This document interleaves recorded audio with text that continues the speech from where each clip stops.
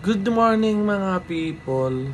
Nantok pa ako. Hanggang ngayon mga people, hindi pa rin ako makapaniwala na makakasama ako sa commercial. Totoo ba to? Si Ken Koy ay may kauna-unahang commercial. Oy. Hindi naman ako yung pinaka main character sa commercial na to mga people. Ano siya? Isang buong family siya, ganon. Tapos ako yung kuya. Mukha ba akong kuya? Kaya naman mga people, samahan nyo ako sa panibagong experience ko na to. Let's go! Ayan mga people, on the way na ako sa location. Hindi pa ito yung shoot. Magkakaroon muna kami ng workshop and fitting. Excited ka, B? 10 a.m. pa yung call time, 7:30 andyan ka na. Kaya kumain muna ako dito sa SB. Before 10 mga people, pumasok na ako. Kung di ako nagkakamali ha, production company to. Ayun. Nakalimutan ako pala sabihin na meron din kaming makeup look test dito. Minakapan kami para malaman kung ano yung makeup look namin sa TV commercial. Ayan, yung katabaan. Lang. Ayan mga people, so nagkaroon na kami ng fitting dyan. Ayan, nagkaroon kami ng iba't ibang pair. Sinuot namin kung ano ba yung bagay na color, na sizes. Kahit ano, mapakailam kayo, no?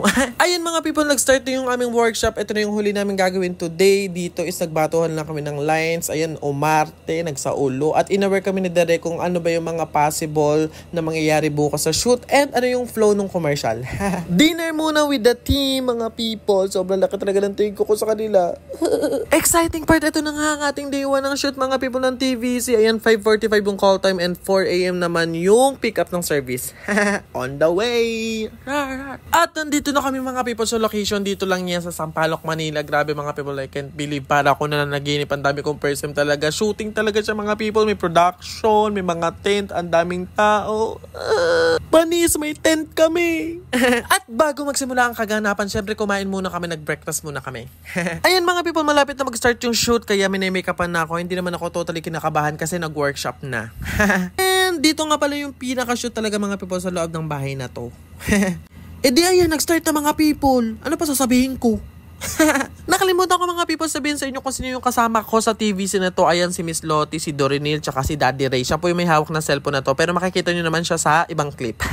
Day 2, last day na mga people. Ganun din, same din yung call time. Ayan, tulog ako dyan. Tulog ako dyan eh. Ganun din mga people, nag-breakfast muna kami bago mag-start. Then ayun mga people, makeup ulit with the same costume. Same lang naman doon sa mga naunang shoot. Ang pinag-aiba lang talaga is yung iba't ibang angle, iba't ibang shot, for safety shot, may naiibang scene, lines. Ayun, shoot ka lang ng shoot. Huy!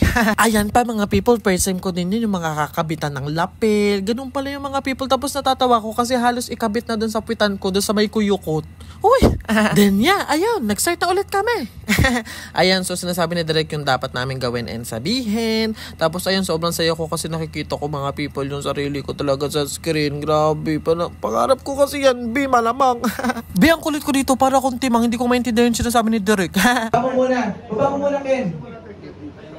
Baba mo muna, Ken, sa floor. Bitawan mo, Ken, bitawan mo. Baba mo nga daw muna, B, kulit mo. Mga people, ayun, that's a wrap. Diba mukhang madali, B, pero hindi, B, mahirap yun, nakakapagod. Pero happy pagod naman mga people.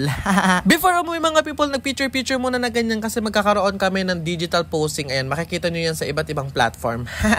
Ayun mga people, dito ko natatapos yung short vlog na to. Pero syempre bago tuloy yung matapos, gusto kong kunin yung pagkakataon na to para makapagbigay ng pasasalamat sa lahat talaga, sa mga bumuo ng TVC na yun. Hindi ko po kasi alam talaga yung iba't ibang position sa ganito. Pero ayun, sa production team po, kina Direct Lyle, Direct Chris, sobrang gagaling nyo po. Sobrang na-amaze po talaga ako sa inyo. Ano pa ba sa PR manager, caster, producers. Thank you so much po sa tiwala. Thank you for giving me the opportunity. I really appreciate po talaga. Thank you so much. Napakalaking bagay po nito.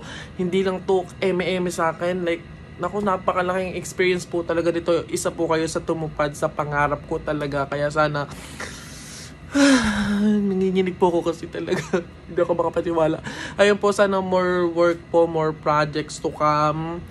Patuloy ko po sana kayo makatrabaho pa kasi patuloy ko din pong gagalingan ay wag na mag-English kasi ibibigay ko yung 100% best ko para patuloy po kong pagkatiwalaan at suportahan ng mga people out there. And syempre mga people, please yung TV commercial po na to is support nyo po, like, share, i-views nyo mga people kasi super pinaghirapan po talaga to. Sige na. Sa mga people dyan, ayun, thank you so much mga people. Again, maraming salamat din sa inyo kasi kung wala kayong support, hindi ko din naman matutupad yung pangarap ko at hindi ako magkakaroon ng mga ganitong experience. Thank you so much mga people. See you po sa next kong video content. Don't forget to watch my other videos, follows my other social media accounts. Love you all. Love. Stay safe, stay healthy, and God bless.